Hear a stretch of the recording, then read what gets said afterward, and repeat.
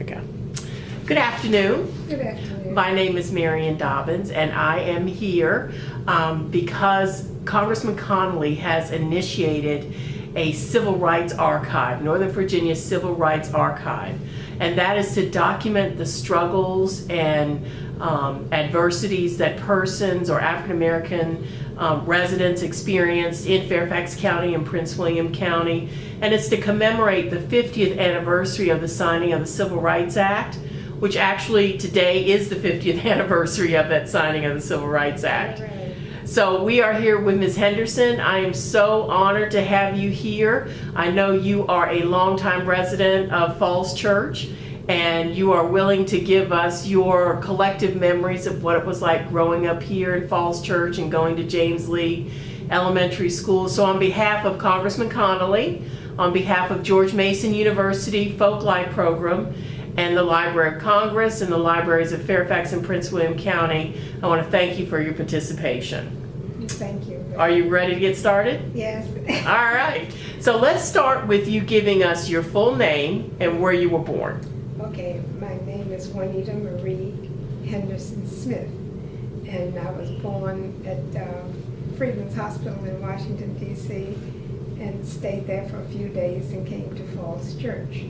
And I've been in Falls Church from that time on, 85 years. You've seen a lot of changes then. Oh yes. So what was it like as a child living here in Falls Church? It was a small town, and people rode around in cars and horses. They had a lot of horses that they rode around on in those days, and in my day. And it was nice. Everybody, knew everybody.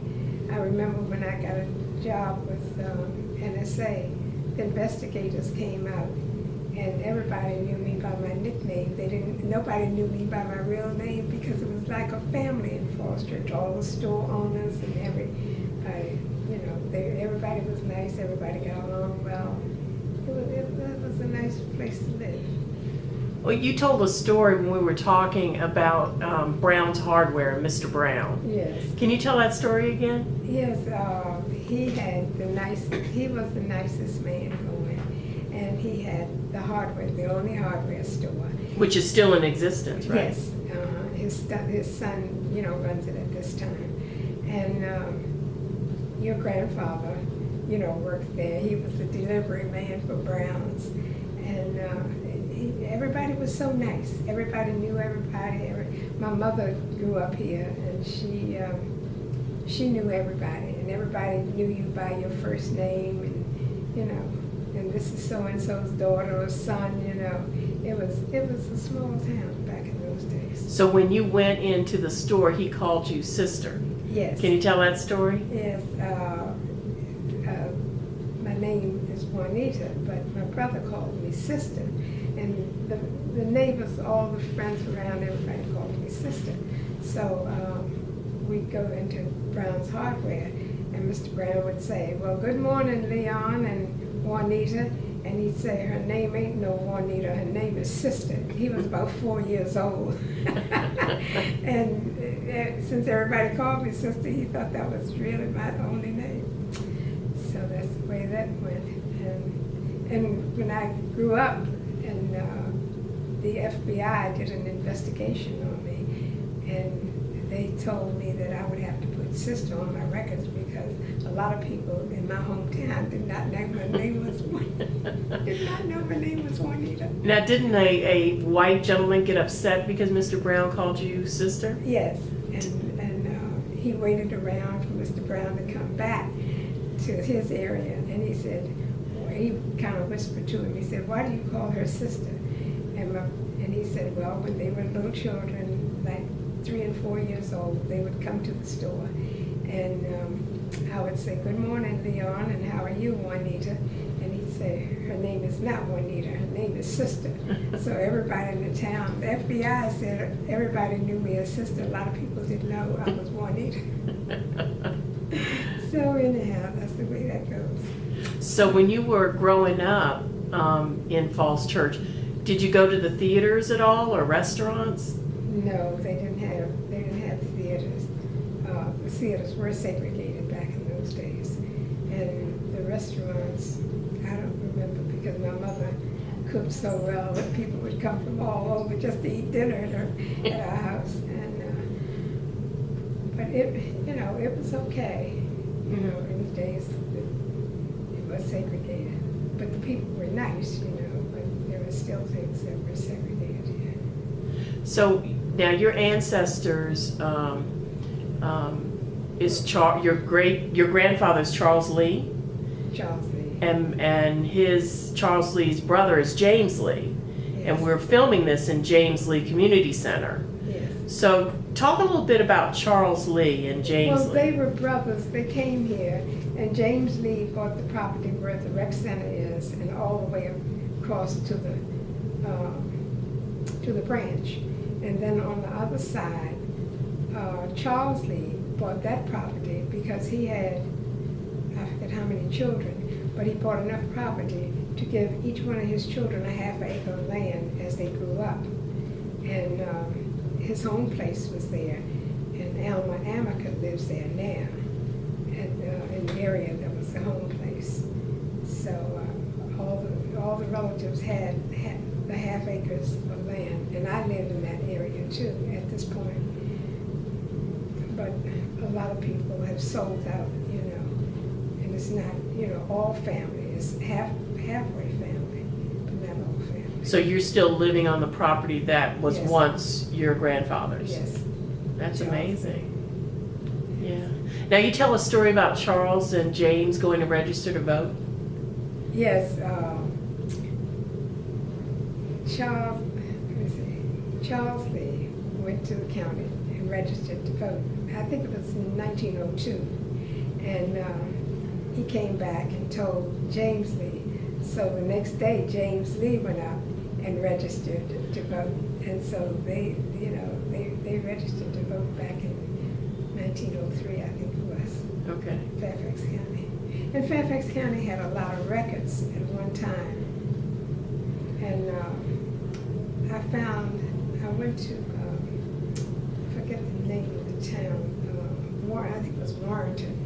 And they had little great boxes of birth certificates in the basement. I went down there for something else, but I saw all these boxes lined up against the wall. So I looked at them, and when I looked in the box, they had my grandfather's birth certificate in there. I couldn't believe that I had picked out the box with his birth certificate. And it had where he was born and, his age and so forth. And I got a copy of it, and then a lot of people went up and got copies of Charles Lee's birth certificate. I imagine James Lee's was in there at the same time because they were born, I think 2 years apart, I think. Yeah, Yeah. very close together.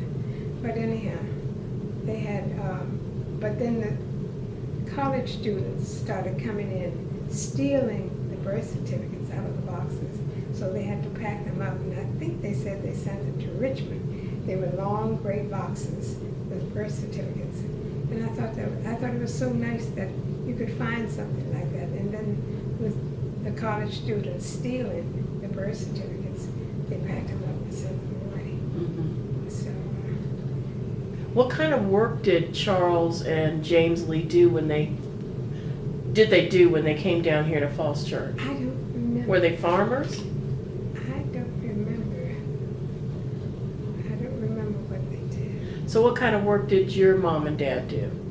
My mom was a beautician.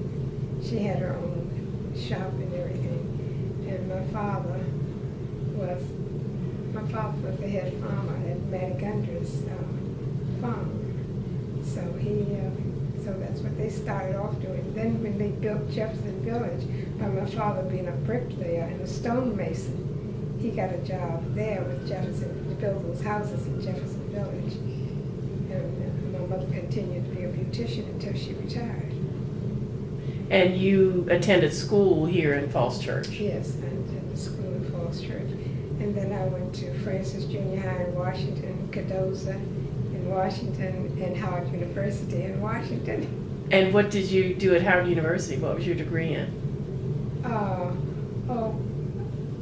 I just did anything to get by because they, you know, it was, my mother said it was necessary that I went to college, so I just got, you know, just did enough to get by. Yeah. So what was the school like here at James Lee when you were in elementary school? It was a two-room school, and we had two teachers, Mrs. Lola Saunders and Miss Nellie Henderson, and they were good teachers because we were so advanced when we went to junior high school in Washington until, you know, we made all A's and B's through junior high school because we were that advanced. And so it was nice. It was nice. And you knew everybody because the schools were segregated, and you knew all the blacks in the community, and you knew a lot of the whites too, you know. And when we were children, they couldn't understand why we weren't all going to the same school. They would really get upset that we weren't going to go to school with them, the white kids that lived in the area. But, you know, we didn't know. All we knew was, you know, we had separate schools. So anyhow. So did you have used books, and how were the accommodations in that? No, we had nice books. Mm-hmm. We had nice things, but it was just a little two-room elementary school. Kindergarten through the 3rd grade, and the 4th grade through the 7th grade. And that the higher grades were done by Miss Nellie Henderson, and the earlier grades were done by Miss Lola Saunders. Mm-hmm. Kindergarten through 3rd grade. Mm-hmm. She taught those the whole time, you know, I went to school. So how did you get to Francis Junior High? Did you Well, take the bus, or? No, there was a